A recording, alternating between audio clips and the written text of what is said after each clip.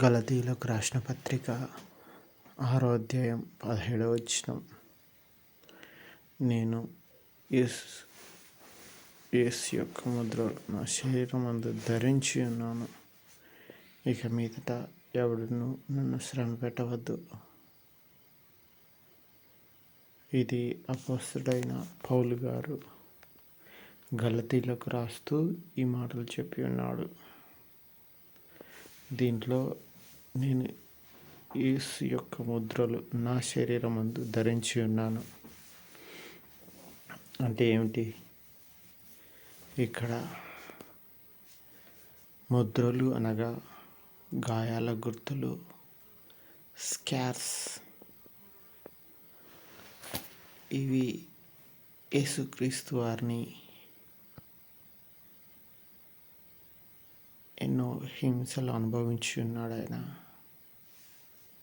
అలాగనే పౌలు గారు అదే కొరడా దెబ్బలు కొట్టించుకోవడం, రాళ్ళతో కొట్టబడటం, జైలు జీవితం, ఇవన్నీ అతని శరీరంపై గాయాలుగా మిగిలాయి.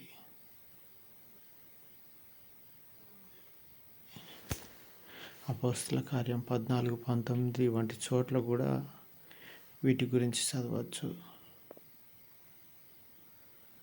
ఇక మీదట ఇంకో వచనం ఉంది.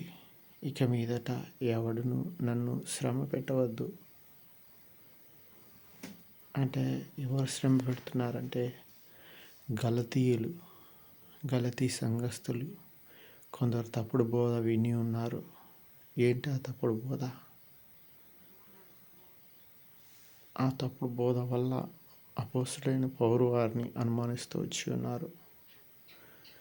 నేను యేసు కొరకు ఇంత బాధపడిన వాడిని అని సాక్ష్యం ఇచ్చుకుంటూ వచ్చిండు. నా శరీరంలోని గాయాలే అపోస్తలత్వానికి సాక్ష్యము. ఇందుకే ఇక నా సేవను ప్రశ్నించి నన్ను కలవరపెట్టవద్దు. వీళ్ళు ప్రశ్నిస్తూ వచ్చారు. వీళ్ళు విన్న తప్పుడు బోధ వల్ల. ఏంటిది వీళ్ళు విన్న తప్పుడు బోధ? అయితే పౌలు గారు ఏం చెప్తున్నాడంటే తన సేవనే నిజమని, తన అంకిత భావం సత్యమని ధైర్యంగా ప్రకటించాడనమాట. ఎందుకంటే నిజమైన క్రైస్తవం జీవితం కొన్నిసార్లు బాధలతోనూ కష్టాలతోనూ ఉంటుంది. అయితే యేసుక్రీస్తు బోధనలు, తప్పుడు బోధలు ఎవరు చేశారు అంటే తప్పుడు బోధలు కొందరు యూదులు వచ్చి యేసుక్రీస్తుని నమ్మడం సరిపోదు, ఇంకా మోషే ధర్మశాస్త్రం కూడా పాటించాలి, అలాగే సున్నతి కూడా తప్పనిసరిగా చేసుకోవాలి, సర్కంసిజన్ చేసుకోవాలి అని జూయిష్ పీపుల్స్లోంచి కొంతమంది వచ్చి ఆ విధంగా చెప్పి ఉన్నారు గలతీ సంఘానికి. కనుక పౌలు గారు వచ్చి సున్నతి అవసరం లేదు అని చెప్పేసరికి వీళ్ళకి డౌట్ వస్తూ ఉంది. ఎవరి మీద అంటే పౌలు మీద. అయితే అందుకే ఈయన అంటా ఉన్నాడు అనమాట, నన్ను నమ్మండి, నన్ను బాధ పెట్టకండి అన్నట్టుగా. నా సువార్త మనుషుల నుండి వచ్చినది కాదయ్యా, యేసుక్రీస్తు వారే నాకు కనిపించి నేను ఆ విధంగా రక్షింపబడిన వాడిని. గలతీయులకు రాసిన పత్రిక 1:11-12 అధ్యాయ వచనంలో ఉంటాడు అనమాట ఈ మాట. మనం విశ్వాసం ద్వారానే నీతిమంతులుగా తీర్చబడుతుంటాం. అబ్రహాము గురించి ఈ విశ్వాసం వల్ల ఎలా నీతిమంతుడిగా లెక్కించబడ్డాడు అనే, ఆయన రక్షణ ఏ విధంగా వచ్చింది అబ్రహాంకి అనే విషయాన్ని బోధించిండు అనమాట. అయితే పౌలు గారు ఏం చెప్తా ఉన్నాడంటే సున్నతి వలన ధర్మశాస్త్ర క్రియల ఆచారాల వలన కాదు మనకు రక్షణ వచ్చింది. యేసుక్రీస్తు యొక్క కృప వల్లనే రక్షణ వచ్చింది అని అన్నాడు. రక్షణ అంటే ఏంటిది? యేసుక్రీస్తు మీద ఉన్న విశ్వాసము. ధర్మశాస్త్రం మన పాపాన్ని చూపించే అద్దం లాంటిది. క్రీస్తు మనకు స్వేచ్ఛ ఇచ్చి ఉన్నాడు. అందుకే యేసుక్రీస్తు నిజమైన సేవకుని యేసుక్రీస్తు నిజమైన సేవకుని అనడానికి రుజువులు ఏంటిదంటే, ఆయన కోసం నా శరీరంలో గాయాలైనాయి, బాధలు అనుభవించాను, నన్ను రాళ్లతో కొట్టారు, అనేకమైన సార్లు కొరడాలతోనూ అవమానాలతోనూ నేను బ్రతికాను అన్న విధంగా సాక్ష్యం చెప్తా ఉన్నాడు. మరెవరు అంటే అపోస్తలుడైన పౌలు గారు. యేసు కూడా ఒక మాట అన్నాడు. ఏమన్నాడంటే, యేసు ధర్మశాస్త్రాన్ని తిరస్కరించడానికి రాలేదు, రద్దు చేయుటకు నేను రాలేదు, నెరవేర్చడానికి వచ్చానంటా ఉన్నాడు. మత్తయి సువార్త 5వ అధ్యాయం 17వ వచనంలో. నెరవేర్చుట అంటే ఏంటిది? ధర్మశాస్త్రము 3 భాగాలుగా ఉంది. ఒకటి నైతిక ధర్మశాస్త్రము.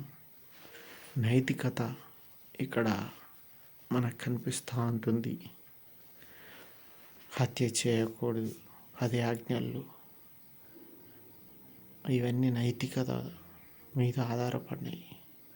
ఆచార ధర్మశాస్త్రము, ఆచారాలు ఉన్నాయి. బలి అర్పించాలి, సున్నతి చేసుకోవాలి, పండుగలు ఖచ్చితంగా పాటించాలి. ఇవి ఆచారాలు, ధర్మశాస్త్రంలో ఉన్న ఆచారాలు. అలాగే పౌర ధర్మశాస్త్రం, ఇజ్రాయేలు దేశ నియమాలు. ఆ దేశానికి కొన్ని నియమాలు ఉన్నాయన్నమాట. ఆ నియమాలు ఇది పాటించడమే ధర్మశాస్త్రాన్ని 3 భాగాలుగా చూసేస్తుంది. ఒకటి నైతిక ధర్మశాస్త్రం, రెండవది ఆచార ధర్మశాస్త్రం, మూడవది పౌర ధర్మశాస్త్రం. యేసుక్రీస్తు ఈ బలి వ్యవస్థను తన బలితో పూర్తి చేశాడు. యేసుక్రీస్తు ధర్మశాస్త్రానికి అసలు ఉద్దేశం ఏంటిదో చూపించాడు. ఏంటి ధర్మశాస్త్రానికి అసలు ఉద్దేశం అంటే, ధర్మశాస్త్రం మొత్తాన్ని 2 ఆజ్ఞలను ఉంచాడు. అదేంటిదంటే, దేవుడిని ప్రేమించడం, అలాగే 2వ ఆజ్ఞ నీ పొరుగువాన్ని ప్రేమించడం. ఇది మత్తయి సువార్త 22:37-40 మధ్యన ఉంటుందన్నమాట. ఇవే 2 ప్రాముఖ్యమైన ఆజ్ఞలు. దేవుని ప్రేమించడం, రెండవది నీ పొరుగువాన్ని ప్రేమించడం. అయితే పౌలు ఎందుకు వ్యతిరేకించాడు? ధర్మశాస్త్రాన్ని నెరవేర్చాడు యేసుక్రీస్తు. ఆల్రెడీ రక్షణను తనను మార్గంగా చేశాడు యేసుక్రీస్తు. అయితే పౌలు ఏం చెప్పాడంటే, యేసు సరిపోతాడు, యేసు యందు విశ్వాసం ఉంచాలి, అది సరిపోతుంది, ఇంకేమీ జోడించొద్దండి అని అపోస్తలుడైన పౌలు గారు చెప్తా ఉన్నాడు. అయితే రక్షణకు ధర్మశాస్త్ర క్రియలు అవసరం లేదు. రక్షింపబడాలి అంటే సున్నతి చేసుకోవాలని, లేదంటే ఆచారాలు పాటించాలని ఇవి అవసరం లేదు. మరి ఏమిటి అవసరం అంటే, విశ్వాసం ఉంచాలి. ఎవరి మీద అంటే యేసుక్రీస్తు మీద విశ్వాసం వస్తే మనకు కృప అనుగ్రహించబడి, మనం ఎలాంటి వారమైనప్పటికీ కృప అనుగ్రహించబడి, ఉచితంగా కృప అనుగ్రహించబడి రక్షణ అన్నది మనకు వస్తుంది అని అపోస్తలుడైన పౌలు గారు నొక్కి చెప్పి ఉన్నారు. అందుకోసమనే ఇంకా నన్ను ఏం చేయొద్దంటే గాయపరచొద్దండి. యేసుక్రీస్తు యొక్క ముద్రలు నా శరీరం అందు ధరించి ఉన్నాను. ఇక మీద ఎవడును నన్ను శ్రమ పెట్టొద్దండి, నన్ను అనుమానించొద్దండి అని చెప్పుకుంటూ వచ్చిన్నాడు. కనుక రక్షణకు ముఖ్యమైనది ఏంటిది? మంచోడా చెడ్డోడా,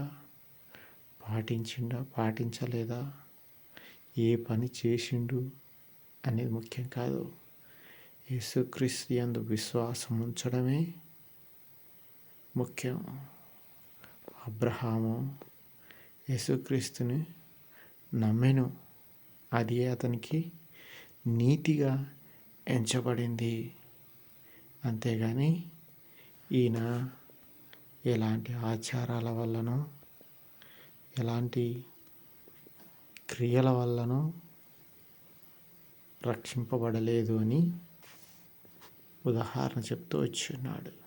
కనుక మనకు ఇక్కడ పౌలు గారు ఏం చెప్తున్నాడంటే, ఆచారాలు, సున్నతి ఇవి ప్రాముఖ్యం కాదు. ప్రాముఖ్యమైనది ఏంటిదంటే విశ్వాసము, మారు మనస్సు, యేసుక్రీస్తుని హృదయంలోకి చేర్చుకొని విశ్వాసం ఉంచి, నా కోసమే మరణించావు యేసయ్య, నా కోసమే నా పాప జీవితాన్ని మార్చడానికే నువ్వు ఈ లోకానికి వచ్చావు దేవా, నాకు కృప అనుగ్రహించడానికే బలి అయి ఉన్నావు, ధర్మశాస్త్రాన్ని నెరవేర్చి నా పాపాలన్నీ నీ మీదేసుకుని మరణించి ఉన్నావు. ఈ కృప నాకుంటే చాలు అనే విశ్వాసము ఉంటే రక్షింపబడతాడు. రక్షింపబడ్డాడంటే పరలోకంలో పేరు రాయబడి ఉన్నది. కనుక జీవగ్రంథమందు పేరు ఎక్కి ఉన్నది, అమూల్యమైనది. కనుక ఈ జీవగ్రంథమందు మన పేరు ఎక్కించుకోవడానికి ప్రయాసపడదాం, విశ్వాసం ఉంచుదాం యేసుక్రీస్తు మీద, ఈ మార్గంని అనుసరిద్దాం. దేవుడి వాక్యాన్ని దీవించునుగాక. ఆమేన్. అలాగే పౌలు గారు యేసుక్రీస్తు ముద్రలు ధరించి ఉన్నాడు కనుకనే ఆయన అపోస్తలుడుగాను యేసుక్రీస్తు యొక్క శిష్యుడుగాను చెప్పుకుంటున్నాడు ధైర్యంగా. ఎందుకంటే యేసుక్రీస్తుని నమ్మితే గాయాలవుతాయి, యేసుక్రీస్తుని నమ్మితే శ్రమలు వస్తాయి, యేసుక్రీస్తుని నమ్మితే అన్నీ కొరడాలతో కుట్టబడటం, రాళ్ళతో కుట్టబడటం, జైలు జీవితం, గాయాలు, ఎదురుదెబ్బలు అన్నీ మిగులుతాయన్నమాట.